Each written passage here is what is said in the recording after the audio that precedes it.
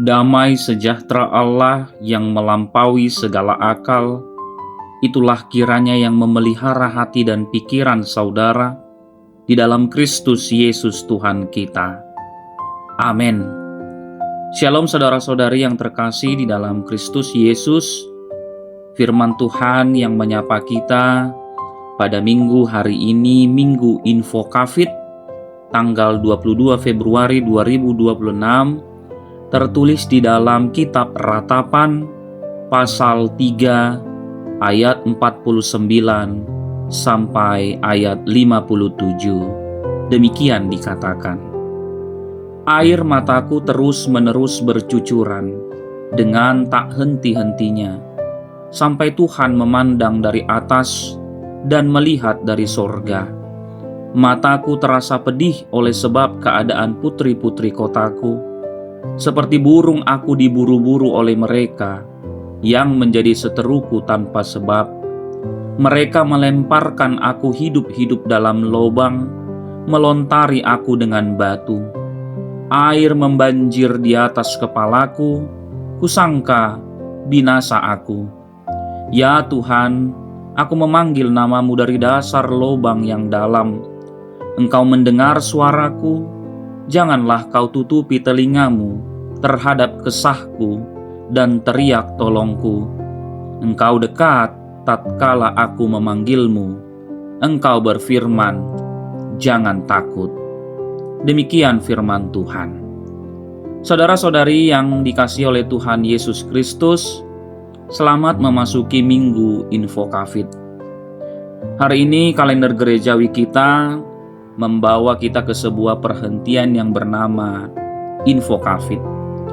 Kata ini berasal dari bahasa Latin yang indah dan penuh janji, yang diambil dari Mazmur 91 ayat 15. Invocabit me et ego exaudiam eum, yang artinya, bila ia berseru kepadaku, aku akan menjawab. Minggu ini adalah pintu gerbang masa Prapaskah. Biasanya ketika kita mendengar tema berseru dan dijawab, bayangan kita adalah tentang mukjizat yang instan. Kita sakit, kita berdoa, lalu sembuh. Kita punya masalah ekonomi, kita berseru, lalu uang datang. Itu adalah iman yang indah. Namun saudara-saudari, mari kita jujur sejenak di hadapan Tuhan. Apakah pengalaman iman kita selalu seperti itu? Bagaimana jika kita sudah berseru, tetapi langit terasa sunyi? Bagaimana jika kita sudah memanggil nama Tuhan sampai suara kita serak, tetapi masalah itu tidak kunjung pergi? Apakah Tuhan masih ada di sana? Apakah Info Covid masih berlaku bagi orang yang sedang hancur hati?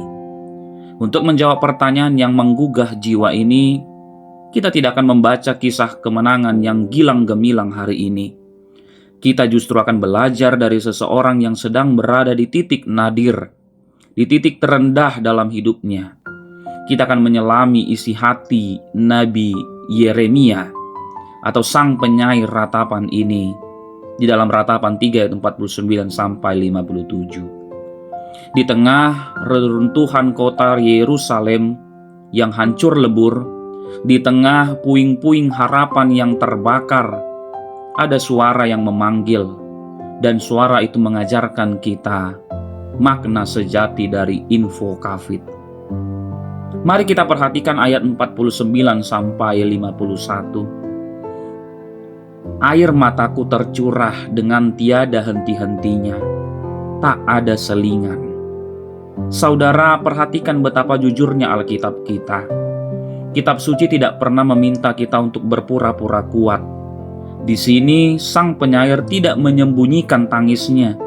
Dia tidak berkata, saya harus kuat, saya harus tersenyum, supaya orang melihat saya beriman. Tidak. Dia berkata air matanya mengalir seperti sungai yang tidak putus-putus.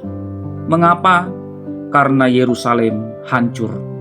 Karena umat Tuhan menderita. Karena rasa sakit itu ternyata nyata sekali. Dan seringkali dalam budaya gereja kita merasa bersalah kalau kita bersedih terlalu lama. Kita sering mendengar orang berkata, "Sudahlah, jangan menangis terus, tidak baik, nanti Tuhan marah." Tetapi teks kita hari ini berkata lain. Ratapan ini mengajarkan kita bahwa air mata adalah bahasa doa yang paling murni. Menangis di hadapan Tuhan bukanlah tanda kurang iman. Justru itu adalah tanda bahwa kita masih punya harapan. Perhatikan ayat 50. Dia menangis sampai Tuhan memandang dari sorga dan melihatnya. Dia tidak menangis karena putus asa. Dia menangis karena dia menunggu.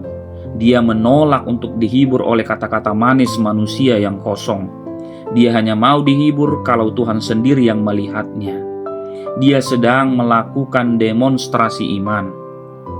Tuhan, aku tidak akan berhenti mengetuk pintu langit ini dengan air mataku sampai Engkau menengok ke bawah. Mungkin hari ini ada di antara saudara yang datang ke gereja dengan senyum di wajah, tapi ada banjir air mata di dalam hati. Mungkin karena sakit penyakit yang vonisnya menakutkan, mungkin karena anak yang memberontak, atau karena beban ekonomi yang menghimpit dada. Firman Tuhan hari ini berkata, validasi perasaanmu. Tidak apa-apa untuk tidak baik-baik saja. Tuhan menampung air matamu di kirbatnya. Minggu Info Kafid dimulai dengan kejujuran, mengakui bahwa kita butuh pertolongan. Saudara-saudari, mari kita masuk lebih dalam ke ayat 52 sampai ayat 54. Penyair menggambarkan situasinya dengan sebuah metafora yang mengerikan. Mereka melemparkan aku ke dalam lubang dan melempar aku dengan batu. Air membanjiri kepalaku, ujarku, binasa aku. Saudara bisa membayangkan lubang atau sumur kering di zaman kuno? Itu adalah tempat yang gelap, sempit, lembab, penuh lumpur, dan dalam. Dindingnya licin, tidak ada tangga untuk naik, gelap gulita. Dan seolah itu belum cukup buruk, musuh bahkan menutup mulut sumur itu dengan batu besar. Ini adalah gambaran dari situasi deadlock, jalan buntu. Secara fisik dia terperangkap, secara visual dia tidak bisa melihat cahaya, secara mental dia merasa binasalah aku, tamatlah riwayatku, aku terputus dari dunia orang hidup. Mungkin saudara pernah atau sedang berada di lubang seperti ini. Lubang itu bisa bernama depresi, gelap, sepi, tidak ada yang mengerti. Lubang itu bisa bernama hutang yang menumpuk, di mana saudara merasa tenggelam dan tidak bisa bernafas. Lubang itu bisa bernama kesepian, ditinggal pasangan hidup, merasa terbuang dan tidak berharga. Di dalam lubang itu, kegelapan berbisik kepada kita, Tuhan sudah melupakanmu. Tuhan tidak bisa menjangkau tempat sedalam ini. Itulah tantangan iman terbesar kita. Ketika realitas di sekitar kita, tembok-tembok masalah itu berteriak lebih keras daripada janji Tuhan. Tapi saudara-saudari, justru di kedalaman lubang itulah Info Kafid terjadi. Lihatlah ayat 55. Ya Tuhan, aku memanggil namamu dari dasar lubang yang dalam. Ini adalah titik baliknya. Ketika matanya tidak bisa melihat apa-apa karena gelap, dan ketika tubuhnya tidak bisa bergerak karena terhimpit, dia masih memiliki satu hal yang tersisa, suaranya. Dia menggunakan suaranya untuk memanggil nama Tuhan. Kata memanggil di sini adalah sebuah perlawanan. Dia menolak untuk mati dalam diam. Dia menolak untuk menyerah pada nasib. Inilah inti dari Minggu Info Kafid. Info Kafid bukan berarti kita memanggil Tuhan saat kita duduk nyaman di sofa yang empuk. Info Kafid yang sejati sering kali terjadi dari dasar lubang. Dan apa yang terjadi ketika dia berseru? Apakah tiba-tiba ada tali turun dari langit? Apakah tiba-tiba musuhnya berlari? Apakah dia langsung diangkat keluar saat itu juga? Mari kita baca ayat 56 dan 57. Ini adalah jantung dari khotbah kita hari ini. Jawaban Tuhan itu sungguh luar biasa indah, namun mungkin berbeda dari yang kita duga. Penyair berkata, "Engkau mendengar suaraku, Engkau dekat tatkala aku memanggilmu, dan Engkau berfirman, jangan takut." Saudara perhatikan, teks tidak mengatakan engkau segera mengeluarkan aku, tetapi teks mengatakan engkau dekat tatkala aku memanggilmu. Teks tidak mengatakan engkau seketika mengubah nasibku, tetapi teks mengatakan jangan takut. Engkau dekat. Bahasa Ibrani dekat adalah karab. Artinya karib, mendekat, hadir, menemani. Ini adalah teologi yang sangat agung. Ketika kita berada di dalam lubang, jawaban pertama Tuhan bukanlah ekstrikasi, mengeluarkan kita dari masalah, melainkan imanensi, kehadirannya bersama kita di dalam masalah. Tuhan tidak menunggu kita keluar dari lubang baru Dia memeluk kita. Tidak. Tuhan turun ke dalam lubang itu. Dia masuk ke dalam ruang ICU kita. Dia hadir di dalam kamar sepi tempat saudara menangis semalaman. Dia duduk di situ. Dan kehadirannya membawa satu pesan. Suara Tuhan menembus kegelapan dan berkata, jangan takut. Saudara-saudari yang kekasih, apa artinya ini bagi kita di Minggu Info Covid di tengah dunia modern yang penuh tekanan ini? Artinya adalah jawaban doa. Itu tidak melulu soal situasi yang berubah, tetapi soal hati yang ditenangkan karena tahu siapa yang menemani kita. Bayangkan seorang anak kecil yang terbangun tengah malam saat mati lampu dan ada petir menyambar.